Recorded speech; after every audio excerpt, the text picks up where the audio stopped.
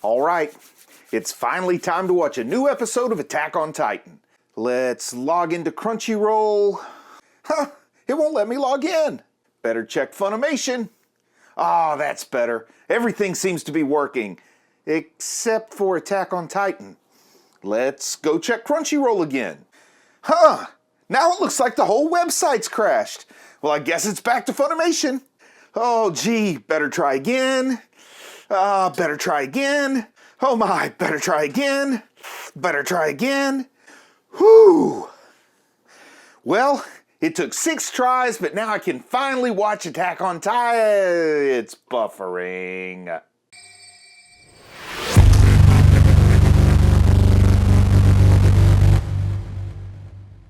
We finally made it to the final part of the final season of Attack on Titan. Finally!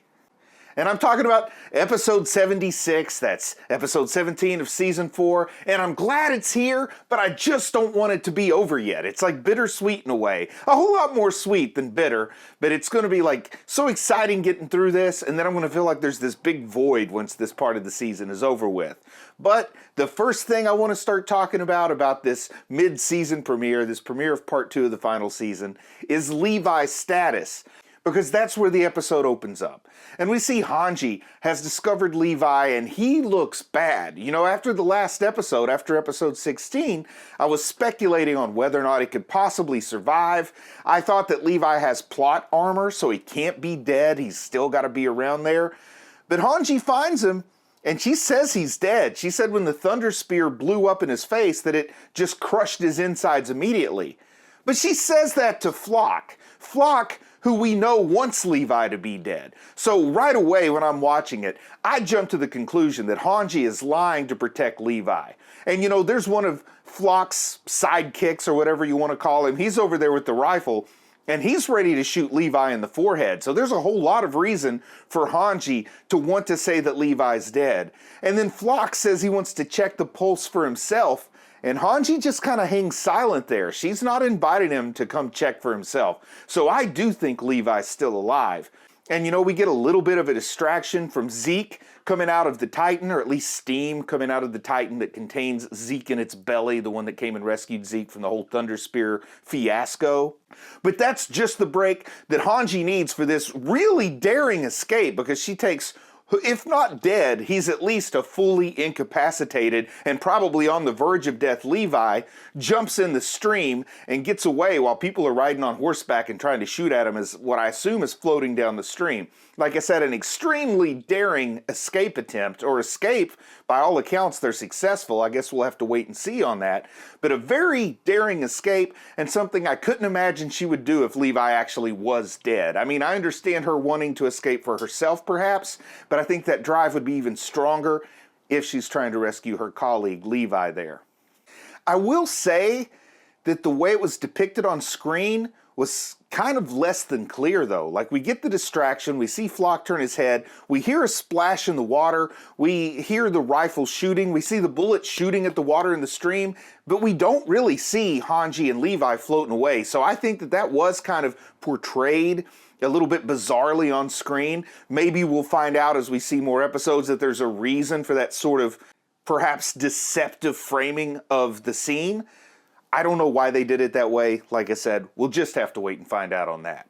But Zeke is healed much more quickly than I expected, because he was in pretty bad shape after that Thunder Spear went off and blew him up in the cart, and he had been hacked to bits by Levi prior to that. But we do see that Zeke is kind of healed by this young woman, or maybe even girl, I don't really know how old she is, that he saw in that vision. And I speculated like he has this circular vision and maybe he's seeing somebody from the future. But then we see her actually healing him. At least the imagery suggests that whoever this young girl is, or this young woman is, she is actually rebuilding him from the soil in this imagery that we get from this time when Zeke is in this void, where he's getting this attention from this person. So now I'm thinking in the ED from a couple seasons back, we did see that little girl in some of the pictures. Like, is this the entity that gave the original Ymir the power of the Titan and created the Eldians? Or is this like the original Ymir? Is this the deity? Is this the person?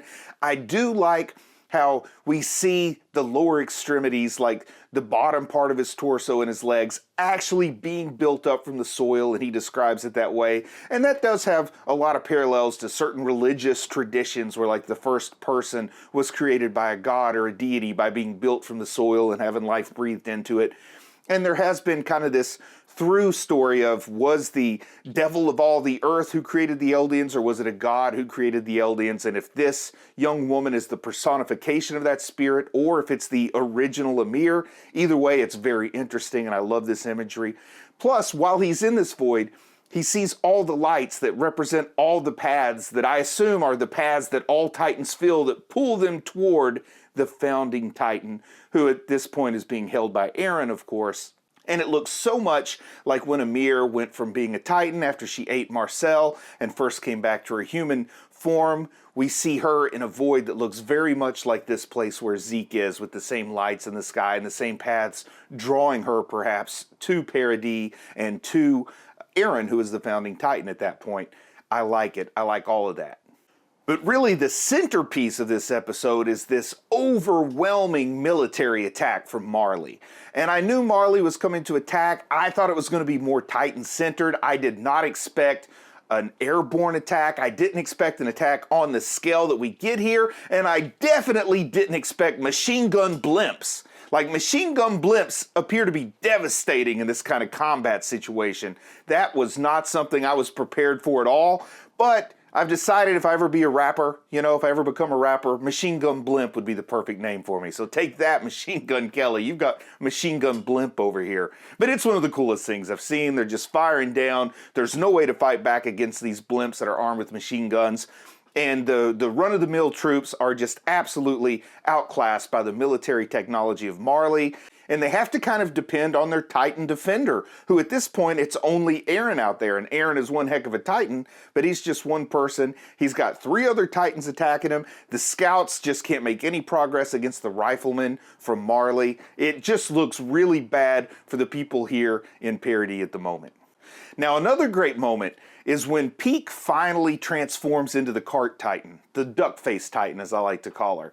Well, she's chained to Gabi, and that's something that Eren did because Peak wouldn't be able to transform without killing Gabi if they're chained together.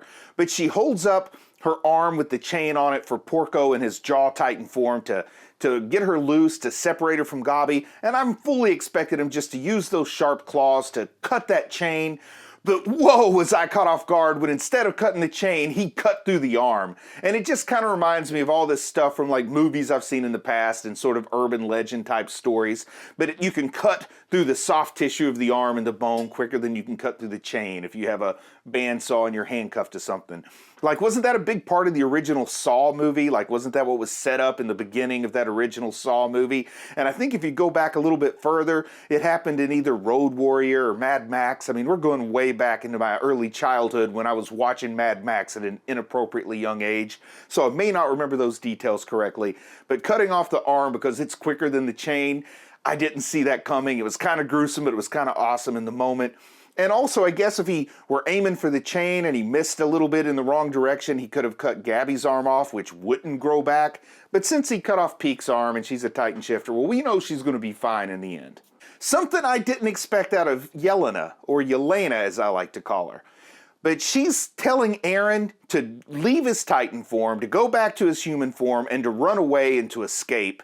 And I kind of understand why she's saying that. I mean, he looks like he's a little bit outnumbered here. Not a little bit, definitely outnumbered here. The battle is not looking good at all. But this tells me, as much as she might admire Eren, or as much as she might be dedicated to the cause of the Jaegerists, Yelena clearly doesn't understand Eren, and she doesn't know Eren because he's not been the kind of guy to run away yet. So I don't know why it would start here. But it does show, even though she envisions that she's working for the Jaegerist cause, working to meet the same goal as Eren, she clearly doesn't understand his methods. And also, he really ignores her in that moment. But as she's watching him and she's watching him stare death in the face in this moment and sees his resolve and his unwillingness to back down and his unwavering dedication, she notices more than she's noticed before that Eren is special. Like, we see something change when she's looking at him. She starts to become more mesmerized by Eren, like so many people who have kind of fallen into this group of almost worshiping Eren and believing in Eren. People like Flock and Yelena, who I think was dedicated so much to Zeke before. Now she's seeing something special in Eren, and of course Mikasa with her undying, unwavering gratitude to Eren, which we're going to see called into question in this episode. But we do see that change happen with Yelena, and I'm curious to see if that's going to change the course that her character's on a little bit in these events of the next few episodes. But despite the overwhelming force that Marley seems to have in this airborne, blimp-borne attack, Eren still seems convinced that what Marley is doing is stupid, and that this is a stupid thing for Marley to do. He says only Reiner could convince Marley to do something so stupid. Even though it looks like everything is going Marley's way in this initial attack on Paradis, I think Eren knows that there's more than they've bargained for that's yet to come before this fight is over with and before this battle is over with, because he seems very confident in how ill-advised this attack was, to attack alone and without a fully formed consortium of nations, to do this as a solo nation. Well, it was a stupid thing, and I can't wait to see when he shows us why it was so stupid for them to do that. I have my suspicions that we're going to get maybe a little bit of a preview of the rumbling, or maybe something akin to that, but I can't wait until whatever it is that Eren thinks is going to lead to Marley's downfall in this battle. I can't wait for that to be revealed. But as the attack is going on, and as Magath is really taking his place on the back of the cart Titan with this really high-powered cannon, this artillery that seems to be designed specifically to stop Eren in his attack Titan form, well, he talks about the sacrifice that Willie Tybur made, and he says that what Marley needs is a new Helos. And I wonder if Magath is the new Helos in this situation, because the kind of leadership we're seeing from him here, being the highest ranking member of the military, but also being its best gunner, so he himself is climbing into that artillery, into that turret, that cannon on the back of the cart Titan, and he is pulling the trigger that is blowing the brains out of the Eren attack Titan as we're watching this episode. And he's talking about the new Helos. All that comes together to tell me that perhaps Magath is the new Helos in this situation. I don't know if he's aware of that. I get the idea he certainly doesn't want to be the new Helos, but I don't know who else that we've seen on screen with Marley that could be the new Helos. And by definition, Reiner can't be the Helos because Reiner's an Eldian, right? Reiner's a Titan. And Magath shows us some humanity that we haven't really seen from the Marleyans very much, but we do see him embrace Gabi when she gets free from her bonds with Peak and when she runs over. He asks her what in the heck she was doing going to the front lines, going behind enemy lines alone. And this seems like now Gabi has been shown sort of care and affection from both sides of this battle. Sasha's father was able to forgive her. Hanji, Mikasa, they didn't want to kill her right away, so she's seen sort of this unconditional forgiveness or understanding that she couldn't understand, she couldn't expect, she couldn't explain, and now she's seeing a Marleyan embrace her as an Eldian and actually show concern for her. So maybe Gabi is going to see both sides of this battle as humane. Maybe she is emerging from this horrible rage-fueled childhood that she's had. I still feel like there's so much attention given to Gabi. Gabi draws your attention whenever she's on the screen. She just takes control of the story when she's involved in it. I think that the creators of the show, and I think that the creator of the manga, they have to have something significant and planned for this character, just the way that she's written so well. So I do think redemption has to be in her story, and I'm curious to see where it's going. But as this battle is just going to squat, Eren is, like I said, getting his brains blown out by this new artillery that Marley's designed for the cart Titan, specifically to take him out. Things are looking bad, so Onion Coupon, he goes down to the dungeon and he unlocks the old school crew, like Eren's mates from the Cadet Corps, the people we've known all along. Jean, Mikasa, Connie, Armin. I guess they're all that's left now of the old school crew. But Unyong Kapan goes down there, lets him out because it's desperate. He doesn't want Eren to be defeated and eaten by either one of these titans that he's fighting against at the moment. And they seem to be the only people they can trust. And they all have their own unique response to this. Jean, not as much. Jean is not stepping up to be the leader that I expect him to be in this battle quite yet. But Connie is just done with it. Connie seems pretty broken. He is tired of the betrayal. He talks about Annie and Bertolt and Reiner and then Eren, like so much betrayal. He doesn't even mention the fact that his best friend Sasha has recently been shot, by Gabi. But he is just so broken. He grabs Unyong Kapan, puts him up against the wall, and sort of takes a lot of frustrations out on him. But Armin, as always, has like the cooler head. He has the perspective. He has the ability to see through all the distortion and all the haze and all the fog of the battle and see what really matters, because he points out to them, does this euthanization plan sound like something that the Eren we all know would ever get behind? And Armin is sharing his suspicions with the rest that Eren is working at something. And he doesn't know what it is, but he's pretty darn sure it's not the euthanization plan, and that Eren is just using Yelena and Zeke as much as they're using him, because once he makes contact with Zeke, Eren has total control over the founding Titan power. No one else can control it. So once he's got that, he can control Zeke. He can control everybody out there. He can control the Cart Titan. He can control the Armor Titan. He can control the Jaw Titan. I mean, once he gets access to the Founding Titan, it's over with. He can do whatever it is he's planning, so why would he fight against people when he could say, yeah, let's do what you say, touch them, and then do what he really wants to do? And Armin understands this, and he's trying to get, or at least he suspects this. I suspect this. I shouldn't say understands it, because time will tell if it's true or not, but I feel pretty strong that that's the way it's going to be. But Mikasa doesn't trust her own instincts anymore. She feels this urge to go help Eren as it looks like he's being killed, but she doesn't trust her own instincts because he told her everything about the Ackerman bloodline and how they're forced by instinct to protect people that they think are the king or to defend the royal line, and she imprinted on Eren. But Armin points out to her, no, I think you're lying, or I think he was lying to you, and that that's not true, and that your instincts to protect him do come from a genuine area, from a genuine place inside you, and you need to trust who you are. And she's looking at that scarf that he gave her back when they were children and they had their kidnapper stabbing party, and it looks like she's contemplating whether to just finally throw that scarf away. But I hope she holds on to it, and I hope she trusts herself despite what Eren said to them. And the thing that gets me is this might be the very circumstance that Eren was trying to protect Armin and Mikasa from. Like, Unyong Kapan gets him out of the cell. Armin is talking to Mikasa about, we need to go help Eren. And it seems like he showed up to make them so angry at him that they would not step into what's going on right now. So I'm worried when they step in, it's going to throw him off kilter from whatever he's trying to do, if he's still trying to do anything. I mean, I don't even know how much he has conscious control over his Titan form now with all the beating he's taken, with his brains being blown out. Reiner is stabbing him with his own Warhammer Titan spears near the end of the episode. He looks like he's in a bad shape, but are they going to show up and rescue him? Or are they going to show up and sort of screw up what he wants to do? I don't know, but I'm eager to see it. I do have to say, I'm surprised at how much drive Reiner still has. I'm surprised at how much fight is left in him, because I really felt like his spirit was pretty thoroughly broken by the time we got to the end of the first half of this final season.